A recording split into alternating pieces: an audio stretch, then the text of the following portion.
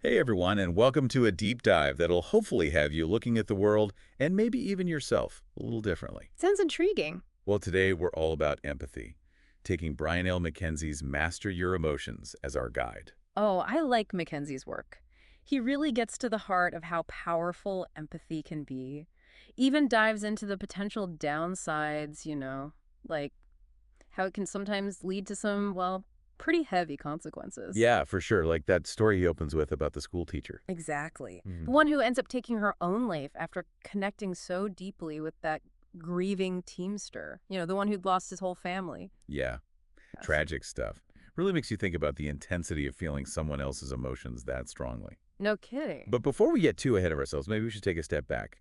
Like, what exactly are we even talking about when we say empathy? Right, good point. It's easy to throw these words around, but Mackenzie does a great job of breaking it down. He lays out like a spectrum of emotional responses. You've got apathy, sympathy, and then, of course, empathy. Okay, so apathy, that's pretty straightforward. No Yeah. emotional response, right? Exactly. Zero emotional investment.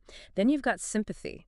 You feel concern for someone, but you're not necessarily feeling their emotions directly. Like you feel bad for them, but you're not necessarily feeling their sadness or pain yourself. Exactly, like you're looking at it from the outside. Okay. But with empathy, you're actually stepping into their shoes, emotionally speaking. You're experiencing what they're feeling. It's a much deeper level of connection. Okay, yeah, that makes sense. But hold on a sec. If empathy is all about mirroring someone else's emotions, how do we know if we're actually empaths? Are we all walking around with these emotional mirroring systems or what? Aha, great question. And that's where Mackenzie's insights get really interesting. He outlines several like telltale signs in the book. Reading it almost feels like you're taking a quiz to see where you land on the empathy spectrum. Okay, I'm game. Hit me with those signs. Let's see if any of these resonate. All right, first up, reading people like a book. Have you ever just known someone was lying, even without any proof? Like you could just sense it in their energy or body language.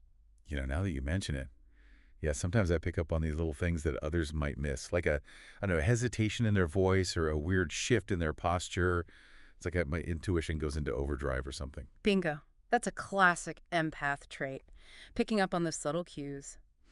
Then there's what Mackenzie calls the emotional hacker. Do you find yourself getting super emotional during movies or even just hearing real life stories, like full on tears, feeling everything the characters are feeling? 100%. I'm such a sucker for a good tearjerker. I mean, my friends always tease me about being too sensitive, but I can't help it. When I connect with the story, I feel those emotions so strongly. It's like I'm right there with the characters, living it with them. No shame in that. Really, it's just a sign of how deeply you can connect with others. That's a beautiful thing. But Okay, here's another one. Always on the run. Do you do you find yourself craving solitude? Like do you ever get overwhelmed and drained being around crowds or when you're constantly interacting with people? oh my gosh, yes. I need my alone time. It's like a survival mechanism. Sometimes I feel like the world's just too much noise, too much emotion. Like I'm absorbing everything around me. Yeah, I get it. It's that emotional sponge thing again. Empaths soak up the energy of their environment, good and bad. No wonder you need to retreat and recharge sometimes. It's like I need to wring myself out. Haha. Okay, what else? This is fascinating. Well, Mackenzie also talks about this deep connection to nature that many empaths experience. Some even feel like they can, communicate with Wait, plants. hold up. Plants like talking to us. That's a little out there, even for me. I know, right? But honestly, a lot of empaths describe feeling this profound connection to the natural world. They sense energy in everything plants, animals, you name it. Okay, I could see that. I definitely feel more grounded and at peace when I'm in nature. It's like this calming effect I can't really explain. Exactly. It's that sensitivity to energy, that feeling of connection with everything around you. Wow. Okay, what else? Are there more signs? Two more that I think you'll find interesting. First, think about your friendships. Are you the go to listener? The one your friends always turn to when they need to vent or share their problems? Oh, yeah. That's me, for sure. I guess I'm a good listener. Sure. I don't know. It just feels natural to want to help them work through whatever they're going through. Exactly. That compassion, that willingness to truly listen, that's a huge part of being an empath. Okay, so what's the last sign? This one might sound a little strange, but can you sometimes just sense the energy of a day? Like you can predict whether it'll be a good or bad day? I do get those feelings sometimes. Like I wake up and I just have this sense that something good or bad is going to happen. It's not always right, but it's definitely a thing. Interesting. That's exactly what Mackenzie's talking about. Like, you're picking up on these subtle, energetic shifts that most people don't even notice. Okay, so I have to admit, a lot of this is ringing true for me. But if being an empath means being so tuned into everyone else's feelings all the time, that sounds kind of exhausting. What about the challenges that come with all this emotional mirroring? That's a great question. It's not all sunshine and roses, right? Right. And Mackenzie definitely doesn't shy away from those challenges. Being an empath has its own set of hurdles. Okay, so let's dive into those next. What are some of these challenges that empaths face? Well, one of the biggest ones is dealing with emotional overload. Feeling constantly drained, especially after interacting with people who are going through some intense emotions. It's like you become this emotional sponge, sinking up everyone's stress and negativity. Ugh, tell me about it. Some days I swear all I want to do is crawl into bed and hibernate after like one too many emotionally charged interactions. I feel that. It's that classic empath thing we were talking about, taking on everyone else's stuff. Right. Which is why it's so important for empaths to, really prioritize protecting their energy, Yep. setting those boundaries. Okay, yeah. Boundaries. Easier said than done, though, right? Definitely takes practice. Hmm. But Mackenzie actually offers some pretty interesting tips for how to do this. Okay, I'm all ears. Give me those energy-saving tips. Well, one thing he talks about is using healing stones. Hold on. Healing stones. Are we going full-on mystical here? Haha, maybe a little. Yeah. But hey, it's worth exploring, right? I guess so. Which stones are we talking about? He specifically mentions citrine, calcite, and tourmaline. He believes they have properties that can help with protection and like energy cleansing. Hmm. Interesting. I don't know much about that stuff. Yeah, it might sound a little out there for some people, but the idea is that these stones can help create balance, clear out negative energy, that kind of thing. Okay, I'm open to trying anything at this point. My energy reserves are running dangerously low. What else does he suggest? Well, he also talks about using technology. There are apps designed to help cleanse and boost your energy field. Okay, now that's more my speed. I can definitely get behind trying out an app. Hmm, It feels like a modern twist on those ancient practices. exactly. It's about adapting those ancient traditions for our modern, tech-savvy world. Right. But the important thing is to find what works for you. Whether it's stones or apps or something else entirely, it's about managing your energy in a way that feels right for you. Yeah, that makes sense. So, energy protection aside, what other challenges do empaths face? Well, another big one is the difficulty in like articulating their insights. Oh man, yes. I know exactly what you mean. It's like I'll have these moments of clarity where everything makes sense, these deep intuitive understandings, but then when I try to explain it to someone, You can't find the words. exactly. It's so frustrating. I get it. It's like that saying, you know it when you see it, but you can't explain it. Uh-huh. Yeah, exactly. But Mackenzie believes that empaths can be incredibly effective communicators if they work on it.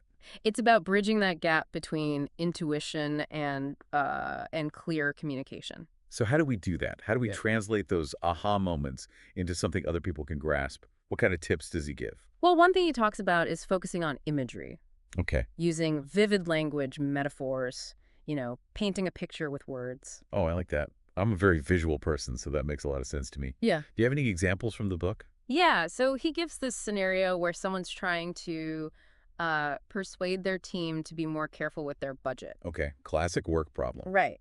Instead of just throwing out numbers and figures, he suggests painting a picture of what could happen if they don't rein in their spending, like what they might miss out on. So instead of just saying, hey, we need to cut back, you might say something like, imagine all the amazing projects we could fund if we're more mindful of our spending. We could be launching groundbreaking initiatives, really making a difference. Exactly. You're appealing to their emotions, their aspirations, making the message way more persuasive and inspiring. That's so smart. I can see how mastering those communication skills could really help empaths, make a real impact. For sure. And speaking of impact, Mackenzie also dedicates a whole chapter to the topic of love and sex for empaths. Yeah, that's definitely a topic that needs to be handled with sensitivity. Absolutely. It's a very nuanced subject. Right. And I just want to assure our listeners that, we're not here to judge anyone's personal life or experiences.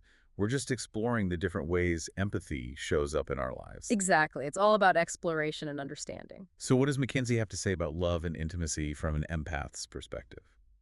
Well, according to him, love and sex for empaths are all about that deep soul connection. More than just physical attraction. Way more. It's about finding someone who really sees and understands you on an emotional level. Someone who can handle all that intensity. Sounds like one-night stands or casual flings are probably off the table then. Yeah, Mackenzie suggests that those kinds of encounters rarely satisfy an empath's need for connection. Makes sense. They're looking for something deeper. Exactly. They crave that emotional bond that goes beyond the physical. A heart-to-heart connection. Right. And because empaths are so tuned into the emotions of others, they can often sense when a potential partner isn't, genuinely interested or is emotionally unavailable. It's like they have a built-in BS detector. Exactly. And because of their deep need for connection, empaths can be like incredibly passionate and devoted partners. But only when they find someone who really gets them. Absolutely. It's like finding your emotional soulmate. Okay, so shifting gears a bit, Mackenzie also talks about the vagus nerve. But what now? The vagus nerve. Mm. It's this long nerve that runs from your brain down to your abdomen. Oh, yeah. And it plays a crucial role in all sorts of things like mood, digestion, stress response. I'll be honest, I'm a little fuzzy on all that anatomy stuff. No worries. Basically, think of it as the communication highway between your brain and many of your major organs.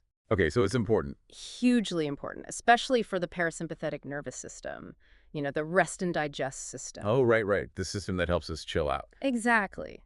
And a healthy vagus nerve helps us regulate our stress, digest our food, reduce inflammation, all sorts of good stuff, So basically, when our vagus nerve is happy, we're happy. pretty much. Which is why it's especially important for empaths to keep their vagus nerve in tip-top shape, considering they're constantly processing all these emotions from other people. Yeah, it's like they need all the help they can get to stay grounded and balanced. Right. So, what can we do to give our vagus nerve some love?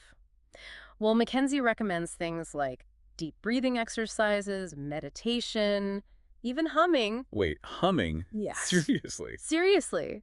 It's all about stimulating the vagus nerve, activating that parasympathetic nervous system, and promoting a sense of calm. Love that. It's like Well, giving ourselves a little spa treatment for our nervous system. exactly. Simple things we can do to feel better. Right. Okay, so deep breathing, meditation, humming. What other tips does Mackenzie have for keeping our vagus nerve and, our whole emotional system in good shape? Well, he also talks about the importance of positive social connection. Wait, but I thought we were just saying that empaths need a lot of alone time. How do we balance that with, like, being social? It's all about finding that balance, right? You need to honor your need for solitude, definitely, especially when you're feeling overwhelmed. Yeah. But also make time for those meaningful connections, the ones that actually bring you joy. So maybe it's less about going to every party and more about choosing experiences that feel good. Exactly. It's about being intentional with your energy. And speaking of being intentional, Mackenzie really emphasizes setting boundaries, especially for empaths who, tend to absorb other people's energy so easily. Ugh, boundaries. Another one of those things that's easier said than done. Haha, I know, right? But seriously, learning to say no, prioritizing your own needs, that's crucial. Any tips for actually doing that? Because I'm a total people pleaser. I hate letting people down. Well, Mackenzie says to start small. Maybe you decline an invitation when you're already feeling stretched thin. Or maybe you just take a few minutes each day for yourself, just to recharge. Okay, yeah, small steps. I can do that. And you'll be surprised how much better you feel when you start asserting those needs. Yeah, and maybe my relationships will even be healthier for it. Exactly. So, another thing Mackenzie talks about is overthinking. Oh, no. That's my specialty. Well, you're not alone. Especially for empaths, it's easy to fall into that trap of overthinking everything.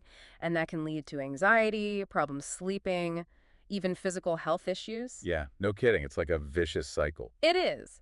But Mackenzie offers a few strategies for dealing with it. He talks about mindfulness practices, Okay. things like meditation, focused breathing, anything that helps you stay present. So it's about, noticing your thoughts without getting carried away by them. Exactly. And he also suggests actively challenging those negative thought patterns, replacing them with more positive and realistic ones. Okay, so if I catch myself spiraling, I can try to shift my perspective. Exactly. It takes practice, but you can actually retrain your mind to be more calm and grounded. It's interesting, all these things we've been talking about, deep breathing, mindfulness, setting boundaries, they all seem connected somehow. They are. It's like creating this holistic approach to well-being, addressing all the different layers, especially for empaths. Right. And a big part of that is also learning to deal with negative influences. We talked about minimizing contact with those energy draining people. Yeah, the energy vampires. Exactly. But Mackenzie goes a step further and talks about the importance of cultivating positive self-talk and affirmations. Oh, like giving ourselves pep talks. Basically, it's about shifting that internal dialogue, strengthening your own sense of inner peace and resilience so you're less affected by external negativity. It's like building up our own internal defenses. Okay, I like that. So what's the takeaway here? If empaths can manage their energy, set boundaries, work on their communication skills, what does that look like? What's the potential? Well, Mackenzie believes that with all their sensitivity and intuition, empaths can actually become powerful healers, artists, leaders, you name it. So it's not a weakness, it's actually a strength. Exactly. But it takes work. Putting all these ideas into practice, it's an ongoing process. No quick fixes, huh? Mm, Well, that's probably a good reminder for all of us. Change takes time and effort. it does. But the rewards are worth it. Definitely. Well, this has been an amazing conversation. I feel like we've covered so much. Me too. Mackenzie's book is a treasure trove of insights. It really is. And if anyone wants to dive deeper, we highly recommend checking out Master Your Emotions. Yes, definitely. It's a great resource. And remember, empathy is not something to be ashamed of. It's a gift. Absolutely. It's about using that gift to create a more compassionate and fulfilling life. Well said. On that note, I think it's time to wrap up this deep dive into the world of empathy. Thanks for joining us. It's been a pleasure. And until next time, keep exploring, keep learning, and keep those empathic hearts open.